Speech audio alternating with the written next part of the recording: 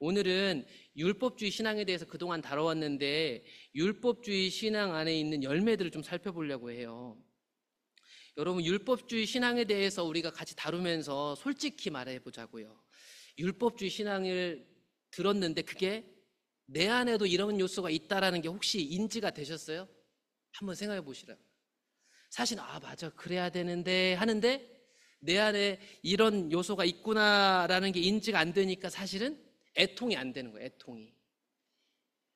저를 포함해서 오늘날 기성교 우리들이 지식은 많아졌는데 그것이 내 말씀으로 들려지지 않는 거죠.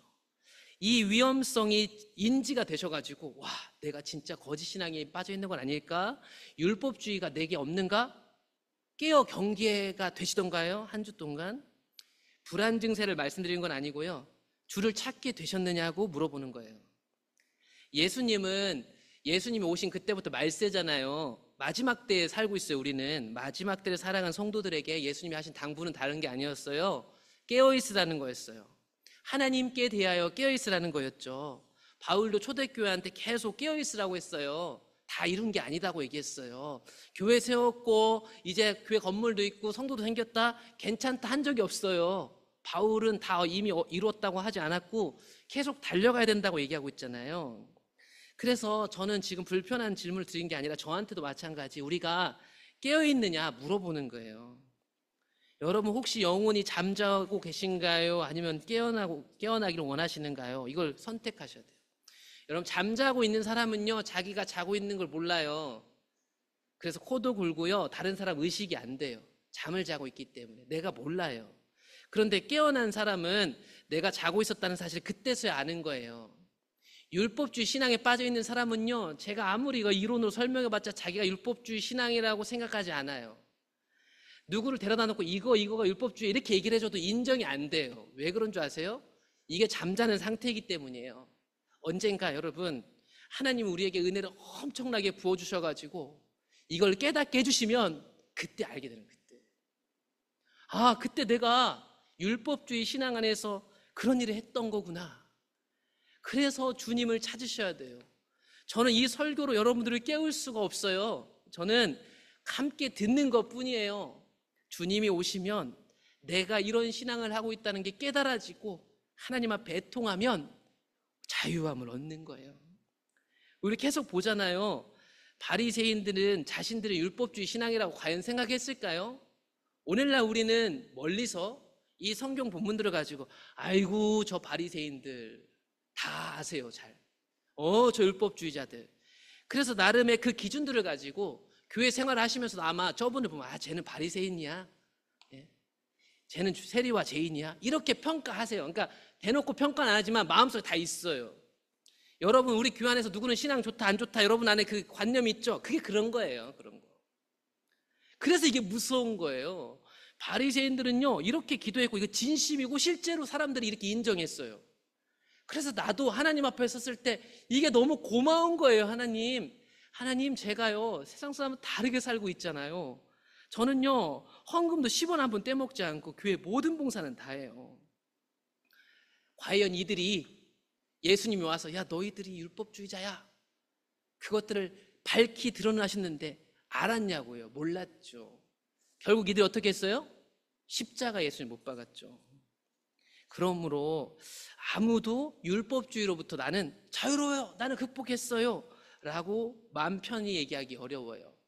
여러분, 율법주의 신앙, 거짓 신앙은 사탄의 전략이라는 거 아세요? 그래서 예수님이 이 바리새인들한테 얘기를 할 때 야 너희들 안에 있는 마귀, 아버지 마귀가 하는 거다 얘기를 했어요. 이거요 마귀가 하고 있는 거예요.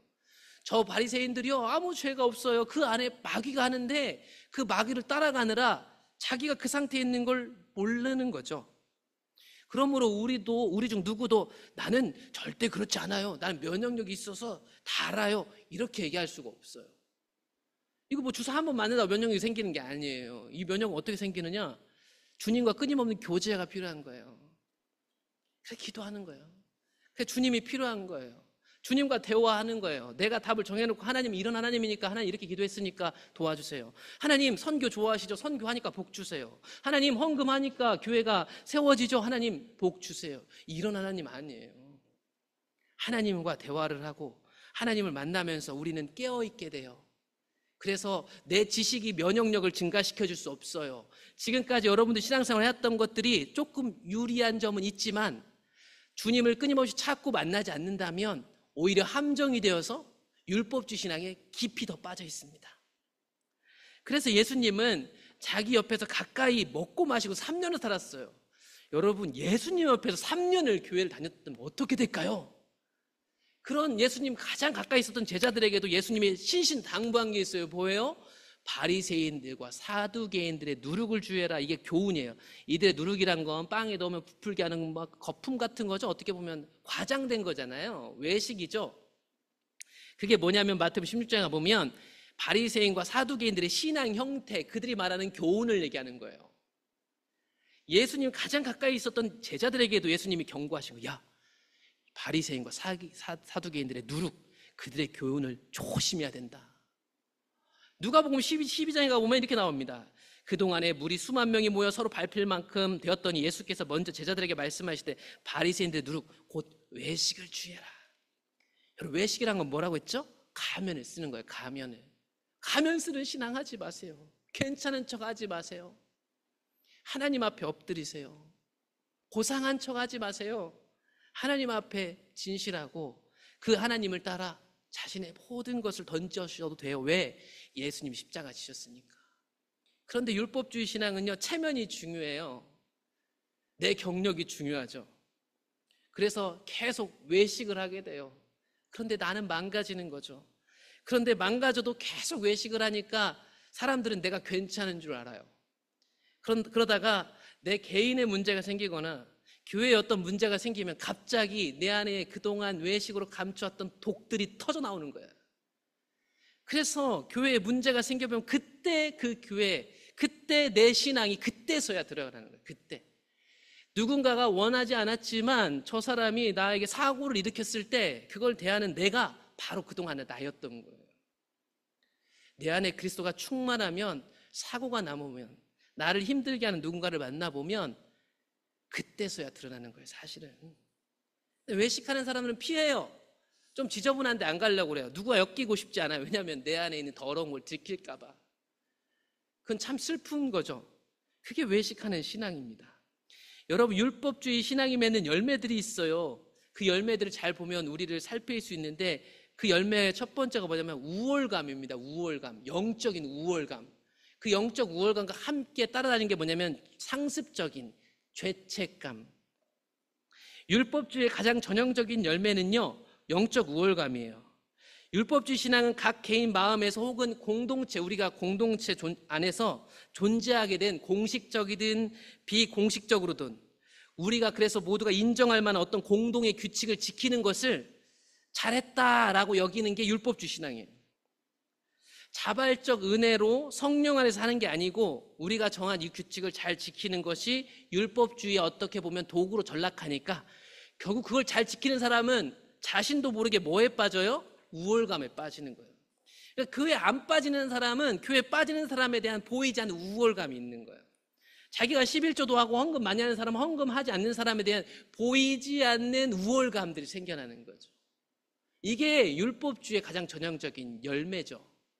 하나님이 내게 주신 분량으로 성령을 따라 신앙생활하는 거예요. 주일에 오는 것도, 훈련을 받는 것도, 헌금을 하는 것도. 그런데 내가 하나님 앞에 신실하면 되고 나머지는 하나님이 하시는 거예요. 하나님 나에게 기회를 주신다면 좋게 가르쳐 주겠지만 내가 그 사람을 어떻게 만들 수는 없죠. 그런데 우리는 우월감을 가지고 접근해요. 율법주의 신앙과는 자기 자신이 정한 기준이나 우리 공동체에서 우리가 정한 규정과 규칙을 잘 지키는 자기의 헌신과 노력이 강조되기 시작해요. 그래서 이걸 잘하는 사람은 교회에서 금방 믿음 좋은 사람이 될 수 있어요. 좀 더 성실하고 열심히 사는 사람은 교회 와서도 인정을 받는다는 거죠. 그건 좋은 것 같지만 한편으로는 이런 신앙과는 잘못된 신앙으로 잘못된 열매를 맺는다. 이러한 신앙과는 다른 사람하고 비교해서 우월감을 가지게 만듭니다. 그런데 이 우월감은 하나님 안에서 있는 절대평가가 아니고 내 주변에 있는 나보다 못하는 사람하고의 비교해서 오는 우월감인 거죠. 그래서 우리가 오늘 보았던 본문의 18장 9절에 자기를 의롭다고 믿고 다른 사람을 멸시하는 자들, 이게 영적 우월감이었습니다. 서기관과 바리새인들 안에 있었던 우월감은요, 자기보다 못한 사람들을 통해서 얻은 우월감이었어요. 반면에 이런 우월감과 함께 등장하는 게 뭐냐면, 그러면 나보다 나은 사람을 보면 어떻게 되는가? 죄책감에 빠지는 거예요. 또한 이런 비교는 우월감만 가져오는 게 아니라 상습적으로 죄책감도 만들어내요. 그래서 나보다 잘하는 사람 보면 아이고 잘했어야 되는데, 성도들도 항상 목사들만 보면 움츠러드는 이유는 이것 때문입니다. 아, 목사님은 좀 다를 텐데. 그렇지 않아요. 그러니까 율법주의 신앙이요, 이런 걸 만들어내는 거예요. 내가 쟤보단 낫지, 쟤는 나보단 낫지. 그리고 또 누군가는 저 사람을 우러러보면서 나는 안 돼. 그래서 간증 집회에서 자신의 성공을, 사례를 열심히 하면서 소개하는 사람들 보면 괜히 움츠러드는 사람도 있어요. 교회 다니면서 이런 걸로 신앙생활하는 사람 참 많습니다. 이 죄책감도요, 잘 이용하면요, 성도들의 종교심을 이끌어낼 수 있어요. 그래서 이게 잘 분별이 필요해요. 교회 안에서도 죄책감을 가지고 교회를 열심히 하게 하는 거, 그것도 문제가 있는 거죠. 바리새인은 아까 우리가 본 본문처럼 하나님, 나는 이 세례와 같지 아니하네요 라는 분명한 비교 대상이 있었어요. 하나님 앞에 이것 자체로 이걸 가지고 다른 사람하고 비교해서 나의 의로움을 확인하게 되었어요. 그러나 성경이 말하고 있는 의로움은 하나님 안에서 하나님의 기준에 합당함으로 의로워지는 거잖아요. 예수 그리스도의 의를 덧입음으로 의로워지는 거예요. 그래도 열심히 해야죠. 열심히 하면 좋죠. 그러면 그 사람 안에 은혜가 부족한가 보죠.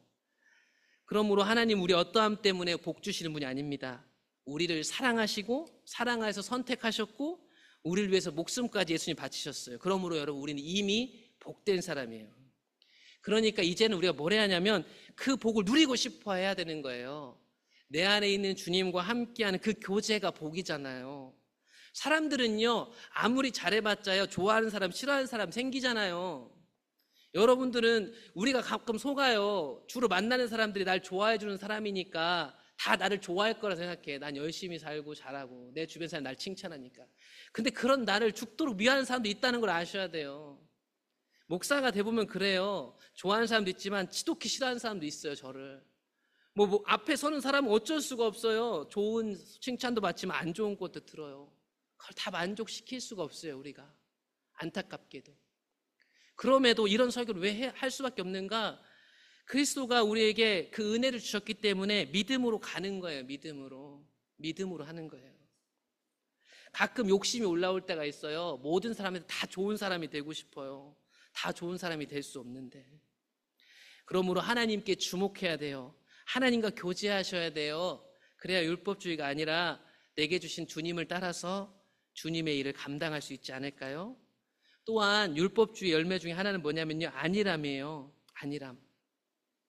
이제 다 됐어 하고 안일함에 빠지거나 게으른 거예요. 하나님 안에 있는 안정감이나 안식을 다른 것을 통해 얻으려는 것이 율법주의예요. 하나님과 지속적인 관계, 지금도 관계 속에서 현재를 해석하는 게 아니고 내가 하나님 요런 것을 했습니다. 그러니 저는 천국 가겠죠 라는 안도감에서 오는 게으름을 말해요. 마치 이런 거예요. 인생에 우리 숙제들이 여러 가지 있잖아요. 숙제 빨리 끝나고 나 하고 싶은 거 마구마구 하고 싶다. 이런 태도가 이거예요. 이게 게으름이죠.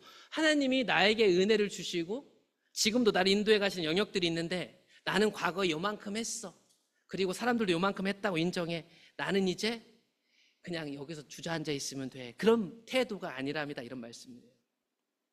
이런 율법주의 신앙은 다른 것을 통해서 안정감을 얻고 그 이후에는 안일함, 게으름이라는 열매를 맺습니다. 그런데 진정한 안정감과 안식은 오직 하나님에게만 있다는 거. 숙제 다 끝나면 얼마나 후련해요. 근데 그 후련감하고 하나님이 주신 안식은 달라요. 그러니까 일을 많이 해서 우리가 어떤 프로젝트를 해결해서 우리 다 수고했어 어깨동무하고 으쌰으쌰보다 하나님이 주시는 안정감과 안식을 누리는 감각이 먼저 깨어나시면 좋겠어요. 그래야 누군가와 함께 했을 때도 사람의 연대에서 오는 위로가 아니라 우리가 이 목표에 도달했음으로 오는 으쌰으쌰가 아니고 하나님 안에서 각자의 자리를 찾아갈 수 있으니까. 그게 없으면 사람들끼리 으쌰으쌰 할 수 있어요. 근데 사람들끼리 으쌰으쌰 하면 어떻게 되는 줄 아세요? 편이 생겨요. 편이 생겨. 참 그게 신기한 거예요. 하나님 안에 먼저 있고 우리가 서로를 사랑하게 되면 서로에 대한 편견이 없어요. 그런데 하나님 안에 없고 그저 우리끼리라는 말이 있으면, 원래 교회는 주님의 교회는 다 하나잖아요. 아시죠? 다 하나예요. 저기 다른 교회, 어디 아무개 교회 다 틀린 거 아니에요. 그 사람들하고 만났을 때도 같은 신앙 안에 있을 수 있는 게 맞는 거 아니에요? 그런데 왜 이렇게 그룹이 생기고 나누어지는 걸까요? 이건 우리가 하나님이 주신 안식과 안정감을 잊어버린 거 아닐까? 소아시아 초대교회 라오디게아 그 성도들은요, 그 교회에 대해서 예수님이 이렇게 말씀하신 걸 들어야만 했어요. 그들에 대해서 예수님은 책망하셨죠? 그러면서 그들이 그렇게 될 수밖에 없는 이유들을 좀 살피는데, 그들이 이렇게 생각했어요. 나는 부자입니다. 부유하여 부족한 것이 없습니다. 이렇게 얘기를 했대요. 왜냐하면 그 당시 라오디게아라는 도시 자체가 부자였고, 거기서 예수님 믿고 공동체로 모여진 이 사람들도 다 잘 먹고 잘 살게 돼서 실제로 부자였어요. 오늘날 놓고 그렇게 볼 건 아닌데 막 건물도 있고 주차장도 넓고 성도도 많고 돈도 부족함 없고 더 성도들 올 것도 그런 거 없어요. 그냥 부유해요. 근데 그 부유함 때문에 이들이 안일했던 거죠. 게을렀던 거죠. 그런 그들의 상태에 대해서 예수님 뭐라고 해요? 너희들이 가난한데 가련한데 눈 멀었는데 벌거벗은 것을 알지 못하는구나 라고 표현했던 거예요. 여기서 근데 잠깐 이 안일함을 생각하면서 조금 구분하셔야 할 게 있어요. 하나님 안에서 만족하고 평강을 누리는 자족, 하나님 안에서 누리는 만족감과 안일함하고는 좀 구분했으면 좋겠어요. 내가 자족하는 마음과 자만심은 분명히 다르거든요. 근데 이게 잘 구분이 안 갈 때가 있어요. 바울은요, 하나님 안에서 만족함이라는 걸 배웠어요. 가난도 부요함도 감당할 수 있게 됐어요. 이거 하나님이 가르쳐 주셨대요. 바울이 얘기하죠. 이것이 성도들이 공통적으로 소유하고 있는 비밀이에요. 체득하는 비밀이죠. 우리도 이 비밀들을 체득하셨어야 맞아요. 그리고 지금도 배워가는 중이에요. 종종 어떤 사람들은 이런 얘기를 해요. 저는 목사님 욕심이 하나도 없어요. 나는 하나님 다 채워주셔. 그런데 그분을 자세히 살펴보면 이런 말을 하면서 안일함과 게으름 가운데 사시는 분들이 정말 많다는 것. 영적 게으름이죠. 하나님이 나에게 더 채워주실 수 있고 나의 어떤 형편에 처할 수 있는 은혜를 주실 수 있는데 자기 스스로 재단하고 있는 거예요. 내가 그저 나는 하나님 율법 안에서 이 정도 신앙을 할 수 있어요. 저는 이거 계속 우려먹으면서 살 수 있어요. 이런 태도가 의외로 많다라는 거. 그러므로 이런 안일함에 대해서 성경은 경고합니다. 이 안일함을 아모스에서는 어떻게 표현하면 교만한 것이라고 표현해요. 내가 요만큼 쌓았으니 이걸 가지고 나머지를 버틸 수 있겠구나. 그게 율법주의의 열매로 안일한 것, 혹은 다른 말로 바꿔보면 교만한 거예요. 사실 오늘날 성도들 예수님 필요 없는 것 같아요. 내 집에 쌓아둔 것들이 있어가지고, 내가 지금까지 쌓았던 신앙 경력이 있어가지고 기도도 유창하게 하고 목사 말도 들을 필요도 없고 다 자기 가치관이 딱 있어요. 다. 오늘날 그렇더라고요. 의사 선생님들이 진짜 의사하기도 힘들다고 그래요. 왜냐하면 정보를 보고 의사 선생님한테 와가지고 자기가 의사야, 자기가 의사인데 의사한테 찾아왔어. 마찬가지죠. 선생님들도 힘들대요. 다 이렇게 알아. 못해서 왔는데 배우는 사람이 없고, 마찬가지죠. 신앙도 다 그래요. 다 자기가 기준이 돼서 그냥 자기를 만족시켜주기만 원하지 배우려는 자세가 없어요. 그런데 그런 교만한 자, 안일한 자에 대해서 아모스를 통해서, 오늘 우리 아모스도 봤는데, 교만한 자, 마음이 든든한 자, 자기의 자원으로 탁 나는 안전해 라고 율법주의 신앙에 받은 자, 그들이 대부분 누구였냐면 백성들의 머리인 지도자들이 그랬다. 제가 그랬어요, 여러분. 제가 제일 위험하죠. 제일 안일함에 빠질 가능성이 높고요, 제일 교만한 사람이에요. 제일. 그런 그들을 하나님은 가만두시지 않을 거예요. 이게 교회 안에만 그런가? 아니요. 이방 사람들, 여러 나라들에게도 안일하다고 했어요. 왜냐하면 하나님이 하나님 백성을 깨닫게 하시려고 이들을 사용하는데, 이들이 하나님보다 더 높은 자리 가가지고 이스라엘 백성도 내 마음대로 해도 돼가지고 더 많은 고통을 준 것에 대해서 하나님은 그들의 안일함, 그것을 심판하겠다. 바꿔 얘기할까요? 그들의 교만함, 하나님이 허락해 주셨기 때문에 저 신실한 하나님의 백성을 그들이 괴롭게 했거늘 이제는 하나님 자리에 올라가가지고 안일함에 빠져서 내 손가락 하나로 누군가를 고통스럽게 하고 있구나, 하나님이 가만두시지 않겠대요. 안일함에 빠진 신앙, 율법주의 열매에 대해 살폈으니, 그렇다면 참 신앙은 안일함 말고 어떤 열매를 맺을까? 저는 안일함의 반대말 이렇게 말할 수 있을 것 같아요. 애통하는 것과 갈급한 것이다. 하나님의 사람은 애통합니다. 애통해요. 뭐 힘들어서 그런 게 아니에요. 사람들은 교회에서 누가 얼마 저 사람 집에 안에 뭐 우환 있나 보다, 자식들 속삭이는가 보다. 아니요. 교회 안에서 우는 사람들은 원래 그런 걸로 우는 게 아니었어요. 하나님 사랑이 부어지는데 내 주변에 일어나는 여러 가지 일들이 하나님이 없음으로 일어나는 일들임을 알아가지고 눈물이 나는 거예요. 남편이 술 먹고 때리는데 크게 속상해서 우는 게 아니야. 그 남편이 예수를 몰라서 저렇게 사는 게 너무 속상한 거예요. 여기 있는 어르신은 다 그렇게 기도했었어요, 옛날에. 오늘날도 마찬가지로 날 힘들게 한 저 사람이 주님을 몰라서 저렇게 악한 짓을 하는 게, 애통이 나오는 게 참 신앙 아니겠어요? 그래서 이사야 66장에서 하나님은 이사야를 통해서 이렇게 얘기하죠. 나 여호와가 말하노라, 내 손이 이 모든 것을 지었으므로 그들이 생겼다. 무릇 마음이 가난하고 심령에 통회하여 내 말을 듣고 떠는 자, 그 사람은 내가 돌볼 것이다. 하나님이 돌보는 사람 어떤 사람이에요? 애통하는 사람. 그래서 예수님이 팔복에서도 애통하는 자가 복이 있다는 거예요. 여러분, 애통이 되세요? 누군가 보면 그 사람 뭐 힘든 사람 있잖아요. 그 사람을 볼 때 내가 내 안에 있는 내 인격으로 힘들어하는 것보다 그 사람과의 관계 속에서 나를 애통하도록 만드는 하나님의 은혜가 더 크세요? 이 두 개가 끊임없이 씨름하고 있는 거 아닐까요? 우린 예수님이 아니죠. 그런데 우리 안에 예수님이 사시잖아요. 예수님하고 대화하다 보면 억울해 죽겠는 일을 주님이 그걸로 인해서 내 억울함을 토로하기보다는 그것을 왜 울게 만들어 놓더라. 나를 저렇게 힘들게 하는 저 사람이 불쌍하고 그 사람을 위해서 기도하게 되더라. 그게 애통하는 것 아닐까. 또 하나, 안일함의 반대말은 갈급함일 것입니다. 여러분, 예수님이 없어서 목마르신가요? 집에 돈이 없고 쌀이 없으면 그렇게 안타까워하는 것처럼 예수님이 없는 것 때문에 오늘 예배에 예수님이 함께 하시는 임재를 내가 누릴 수 없었다는 그것 때문에 목이 마르신가요? 한 주간의 삶을 살아가는 영역에서 수많은 역경들이 다가오죠. 관계가 내 마음대로 되지 않아요. 직장생활이 내 마음대로 되지 않는다고. 아픈 내 무릎이 내 마음대로 되지 않아요. 그런데 그 아픈 것을 통해서 주님을 향한 목마름, 단순히 통증이 없어지는 불편이 아니라 주님을 향한 목마름, 주님 얼굴이 보고 싶은 목마름, 그런 것들이 있느냐. 그게 신앙 아닐까요? 그러니까 아프고 안 아프고가 내 신앙을 좌지할 수 없고, 내가 부자고 아니고에 따라서 내 신앙을 좌주지할 수 없는 거예요. 주님이 내 안에 계시면 그분으로 인해 목마르기 때문이죠. 그럼에도 불구하고 율법주의 신앙에 계속해서 놓여 있으면 결국 여러 가지 전통들에 대한 집착만 강해지게 됩니다. 율법주의는 살아계신 하나님을 만나고 대화하고 때로는 잘 모르겠지만 그분을 신뢰해서 손해보거나 도전하는 것보다 하나님에 대한 나의 종교적 행위를 신뢰하기 시작합니다. 그래서 그렇게 교회를 가지고 흔들려고 하는 거예요. 하나님을 모르기 때문에. 이게 맞다니까, 교회는 이렇게 운영해야 된다니까. 이게 다 이 두 번째 자세에서 나오는 거예요. 교회는 살아계신 주님이 머리이십니다. 그분에게 지시를 받으세요. 그분의 명령을 따르세요. 그분의 마음을 아셔야 돼요. 우리가 이것에서 소홀해지기 시작하면 사람들이 마음의 상태보다 외부적인 복종을 강조하게 돼요.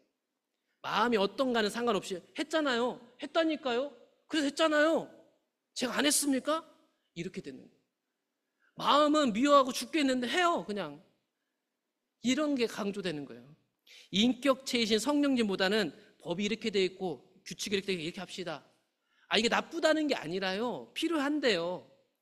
더 중요한 게 있다고요. 더 중요한 게. 더 중요한 걸 모르니까 자꾸 외부적인 복종, 규례, 규칙이 앞장서는 거예요. 말씀드렸잖아요. 이렇게 가기 시작하면 말씀드렸듯이 이제 앞으로 교회를 모두 할 때 다 어떻게 해주는 줄 아세요? 투표해야 돼요. 다. 전국민 투표.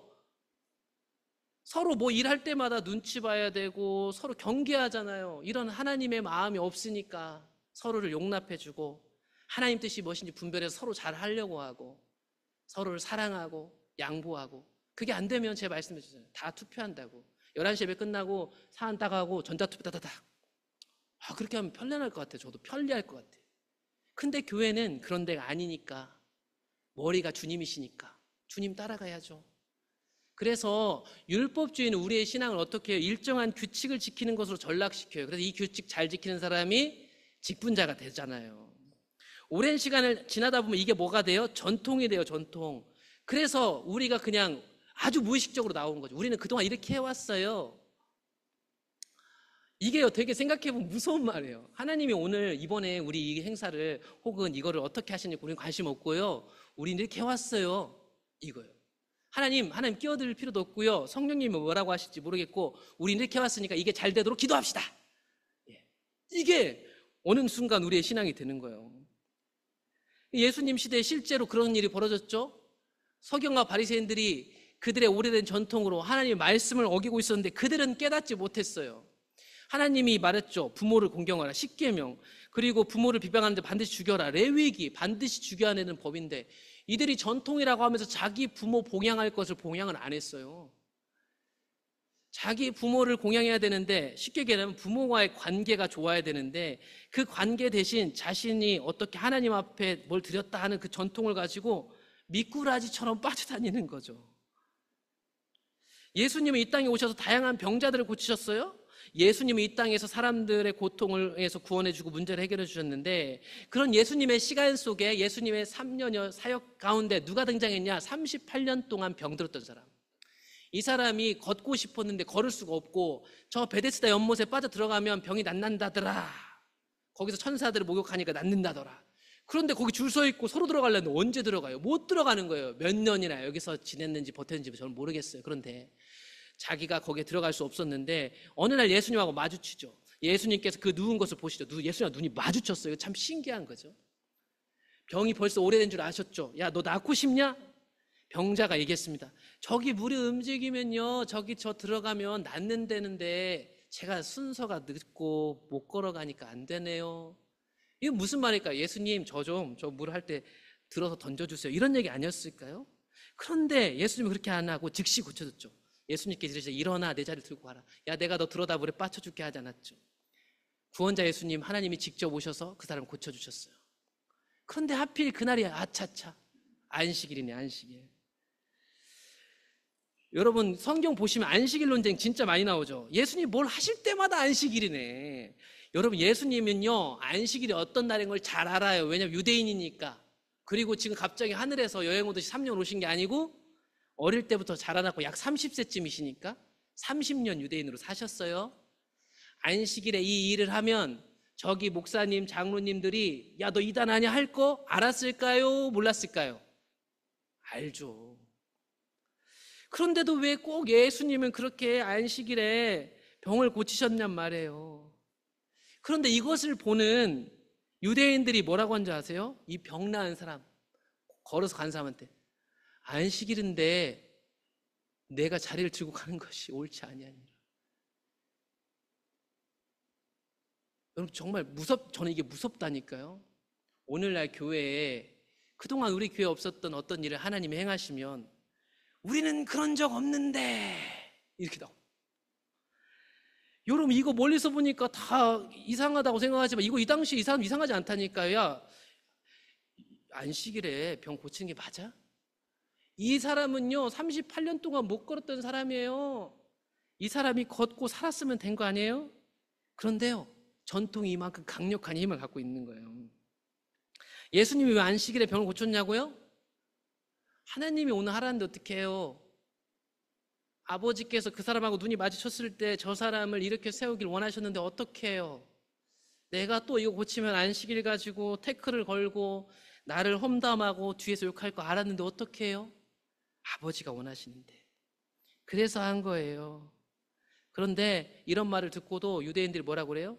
더욱 예수님을 죽이려고 해서 더욱 안식일을 범하더니 하나님을 아버지라고 불렀다, 이 얘기예요. 자기들의 전통을 어겼으니 이단이에요. 신학이 불순한 거죠. 자기가 하나님이라는 건가?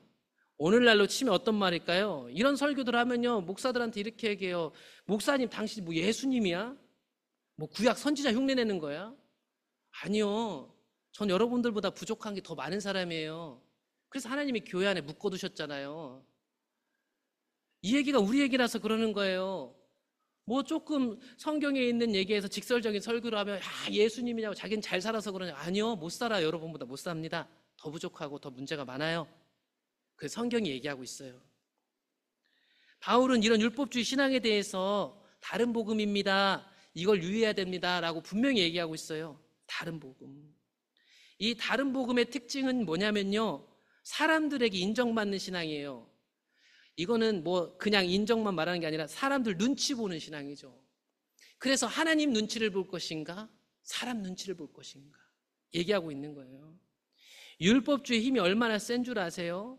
교회에 침투하는 다른 복음은 사람들에게 얼마나 달콤한 유혹인지 아세요? 사람들에게 좋은 사람이 되고 싶어요. 저도 모든 사람들이 좋아하고 은혜 받았습니다 하는 목사님 하고 싶어요. 저도. 그런데 제가 말씀드렸죠. 어떤 사람도 완벽하게 모든 사람을 완전하게 만족시킬 수는 없어요. 제가 뭐 하나님 좋게 하려고 사람들한테 일부러 까칠하게 한다는 얘기 아니에요. 그냥 제가 그렇게 못생겼어요. 문제가 많고. 그런데 다만 그런 제 모양으로 저는 하나님을 좋게 하면서 사역하고 싶어요.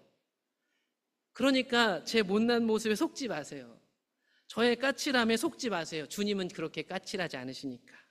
그러니까 가서 예수님하고 대화를 나눠보세요. 저는 예수님하고 대화를 나눠야 합니다 라고 얘기를 하는데 제 표현이나 제 생김새가 부족할 수 있어요. 죄송해요. 그게 계속 하나님 영광을 가린다면 하나님이 저를 어떻게 하실 거예요. 걱정하지 마세요. 하나님을 여러분 사랑하시니까. 그러니까 저의 어떠함에 넘어지지 않으시고 살아계신 하나님 앞에 나아가시면 돼요. 율법주의 신앙 가운데 있으면요, 배우고자 하는 자세가 없어요. 배우고자 하는 자세가. 그 배우고자 하는 자세가 없음을 우리 스테반 집사님은 설교하실 때 이렇게 설명했어요. 목이 고든 것이다. 마음과 귀에 할례를 받지 못해서 듣지 못하는 것이다. 이게 스테반 집사님이 설명한 배우고자 하는 자세가 없는 거예요. 성령께서 가르치세요. 여러분 안에 성령이요, 어떤 사안들을 보고 어떤 여러분 마음가짐을 보고 가르치고 계시단 말이에요. 사람들이요, 안 배우려고 하는 거예요. 구약시대부터 그런 자세가 있었대요. 구약시대에 하나님이 선지자들을 보내요. 그러면 이 선지자들은 자기들 듣기 싫은 소리 하니까 어떻게 해요? 박해하고 죽인 거죠. 신약시대에도 그런 자세가 여전히 달라지지 않았대요. 하나님이 오셔서 가르쳐도 배우지 않는 거예요. 배우기보다 어떤 선택을 해요? 결국 그 배우기보다는 그렇게 말하는 사람을 죽이는 게 빨랐던 것이지요. 말씀드렸잖아요. 오늘날 사람들은 다 자기만의 확신들을 가지고 사세요. 그러다 보니 나를 지지해주는 유튜브 영상, 나를 지지해주는 사람들과 어울려 다니면서 하나님이 나를 가르치시는데 배우려고 하지 않아요. 아, 저 사람은 문제가 있어. 저 사람이 싫어. 그때부터는 들리질 않는 거예요. 그러니까 교회 안에서 목회자와 관계가 틀어지면 참 불행한 거예요. 왜냐하면 아무리 얘기를 해도 그게 들려지질 않기 때문이에요. 배우려는 자세가 생기질 않아요. 대적하는 상대로만 보여지니까. 이게 참 안타까운 거예요. 그러면 둘 중에 하나가 돼야죠. 목회자가 나가든 아니면 내 마음 바뀌든 하나님 은혜가 임하든. 그래서 하나님 은혜가 임해야 되는 거잖아요. 그렇죠? 어떻게 해요 이걸 해결하실 수 있는 분들이 오셔서 해결해 보세요. 해결할 수 있다면. 이거는 주님이 오셔야 해결되는 문제이기 때문에 각 사람이 주님을 찾으셔야 돼요. 유대인들은 자기들에 대해서 이렇게 생각했어요. 나는 배울 필요가 없다. 나는 다른 사람들 끊임없이 가르치기만 하면 된다. 그래서 교사다, 선생이다. 그리고 자신을 배우는 자세로 내려놓지 않았어요. 그러니 여러분 설교 많이 하는 제가 제일 이 위험성에 1순위 있답니다. 제일 위험해요. 율법주의 신앙이. 여러분 얘기하는 게 아니라 저한테 얘기하는 거예요. 특히 교회 지도자가 되고 다른 사람들한테 말을 하고 혹은 내가 앞에 설교하지 않지만 내가 한마디 하면 그런가 하고 따라오는 중직에 있는 위치의 분들 제가 간곡히 부탁드려요. 저하고 똑같은 위치에 계신 거예요.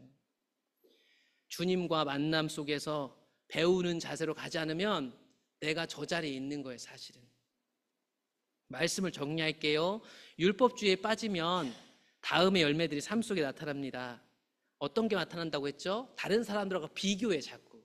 비교해서 영적 우월감을 갖거나 상습적인 죄책감에 빠지게 됩니다. 또한 영적인 안일함, 게으름에 빠질 수 있어요. 자기 만족에 빠지는 거죠. 하나님과 관계없는. 또한 전통에 집착하게 돼. 나는 이런 방식으로 해왔어요, 목사님. 이런 거. 제가 뭐 새로운 거 하려는 게 아니고요. 여러분들이 하고 있는 것에 대한 근본적인 질문들을 한번 해보시라고 하는 거예요. 또한 배우려는 자세가 없어요. 그래서 원래 있잖아요. 내가 마음에 들지 않는 상황에 가보면 내 신앙 상태가 나와요. 그동안 나하고 마음 잘 맞고 내가 인정하는 사람하고 신앙생활 하다가 그렇지 않은 환경으로 하나님이 몰아넣으신 거잖아요. 그러면 거기서 내가 그동안 어땠는지가 나오는 거예요. 그러면 애통이 되고 하나님께 배우려고 엎드리면 사실 수 있고 우리 모두 사는 거예요. 저도 성도님들 통해서 많이 배우고 있습니다. 참 어렵더라고요. 쉽지가 않아요. 이게 감당하기가 어려워요. 일주일에 9번, 10번 설교 감당하는 작업이 힘든 게 아니고요. 교회 관리하고 이런 게 힘든 게 아니고요. 이런 상황 속에서 예민하게 주님께 깨어가지고 기도하는 것보다 익숙하게 사역을 하는 게 점점 더 쉬워져요. 너무 쉬운 거죠. 그 속에서 하나님의 뜻을 따르는 것이 참 쉽지 않은 것 같아요. 함께 깨어서 기도해야 되고 서로를 통해서 배우면 이 일들이 더 잘 되지 않을까 그렇게 생각해 봤습니다.